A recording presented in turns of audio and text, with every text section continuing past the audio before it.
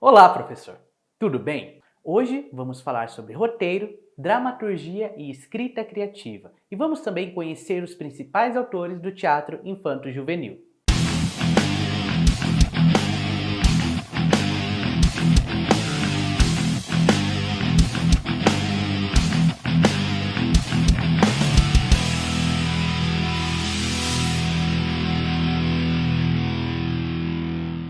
A importância de falarmos sobre isso está na possibilidade de vocês escreverem seus próprios textos, inclusive partindo do que as crianças têm interesse em falar.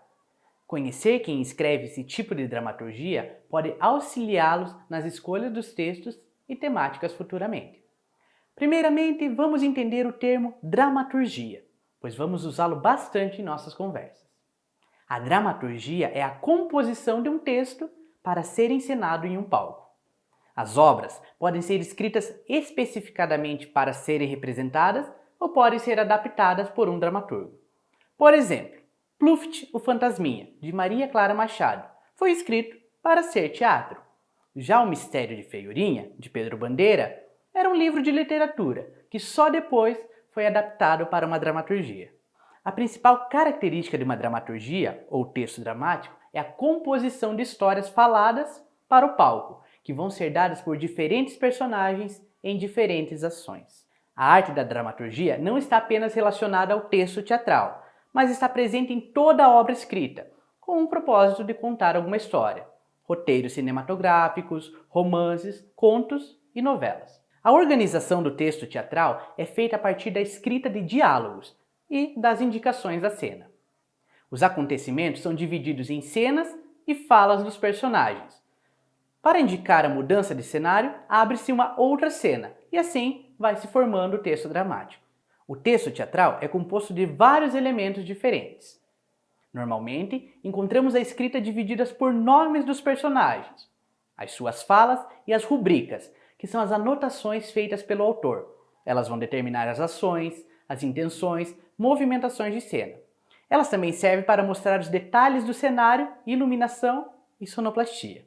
A base essencial do texto é a ação, ou o drama, que são as ações causadas entre duas forças opostas.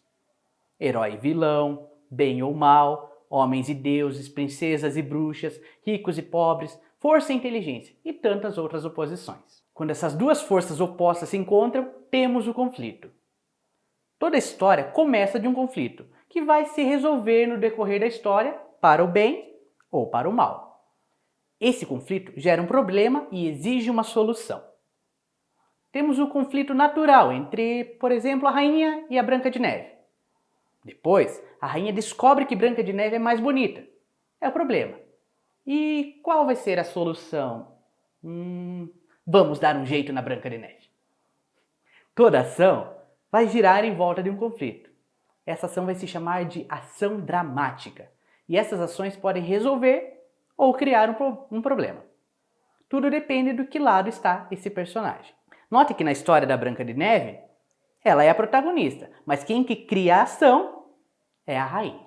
Todo texto vai ter um protagonista, que é o personagem principal, e em torno dele vão girar todos os acontecimentos. Inclusive, o protagonista, na maioria das vezes, vai resolver o conflito. Esse conflito, quem geralmente causa é o antagonista. E o embate dessas duas forças vai desenrolar a cena. Já os coadjuvantes vão dar apoio a cada uma dessas forças. Inclusive, podem mudar de lado. Como, por exemplo, o caçador. Ele saiu para dar um fim na Branca de Neve, mas se arrependeu e a ajudou. O texto dramático precisa ter diálogos.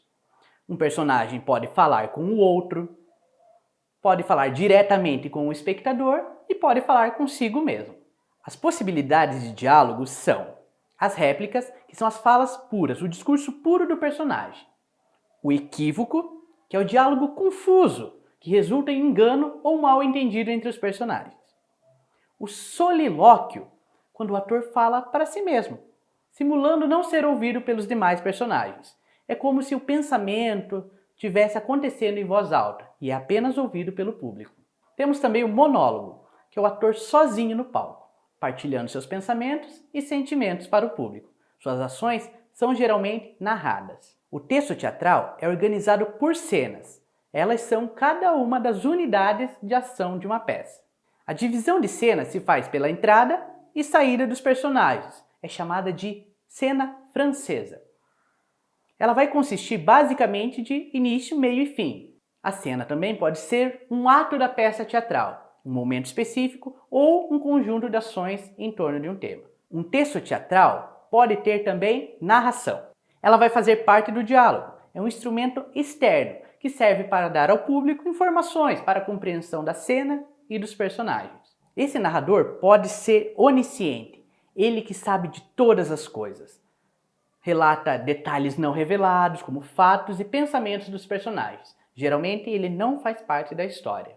O narrador interno faz parte da história que é contada e usa sua própria experiência e lembranças para descrever as situações como alguém que estava nelas. E por fim, o narrador externo, que é quem narra o ponto de vista, geralmente do público, sem se envolver com a história. A história toda vai ser escrita a partir de uma estrutura que vai se chamar trama e é composta por uma apresentação, que é a cena inicial, que vai fornecer as informações sobre o tempo, o lugar, ela vai introduzir os personagens e dar as informações importantes sobre eles. A trama também tem uma intriga, que é o choque das forças, o momento que o problema surge. Há o golpe teatral, que é o momento que o evento muda e tudo passa para pior.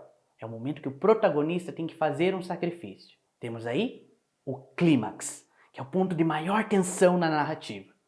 E por fim, o desenlace, que é a conclusão, a cena final, a resolução do conflito, que pode ser feliz ou infeliz. Pense no Rei Leão. No início, os personagens são mostrados, quem é quem, quais são suas características, onde vivem, isso é a apresentação. Depois, temos Scar, tio de Simba, provocando conflitos. Essa é a nossa intriga. O golpe teatral é quando o pai de Simba, Mufasa, morre. Após a morte, Simba é acusado e expulso da tribo. Esse é o nosso clímax. Aqui, no filme ou nas peças, as pessoas estão todas chorando. E finalmente, o desenlace, quando ele volta e resolve o conflito, se tornando o rei. Pelo menos aqui, o final foi feliz, não é mesmo? Esse tipo de trama está presente em grande parte dos textos dramáticos. Os textos também podem conter um prólogo, que é o anúncio dos acontecimentos que vem antes da peça, e prepara o público para o entendimento do que vem a seguir. Eu não sei vocês, mas sempre que eu vejo essas tramas e como elas estão presentes no teatro, no cinema, na televisão, me dá muita vontade de escrever. Convido você, professor, a ir escrevendo as suas próprias histórias a partir das suas ideias e também dos seus alunos. Você também pode fazer uma releitura de um texto literário.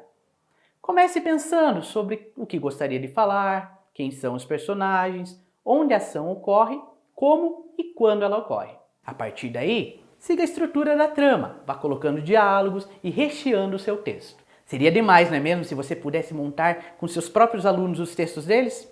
Para ajudar na sua tarefa, temos alguns autores de teatro. Essas obras vão dar ideias para vocês construírem seus textos teatrais. Temos Ana Maria Machado, autora de Bisa, Bisa, Bisabel, Menina Bonita do Lado de Fita. Temos também Maria Clara Machado, autora de Pluft o Fantasminha, Pedro Bandeira, autor do Fantástico Mistério de Fiorim, e também outros autores da literatura infanto-juvenil que você pode transformar em roteiro, como Ziraldo, Monteiro Lobato, Maurício de Souza, Daniel Munducuru e tantos outros. Um abraço e até logo!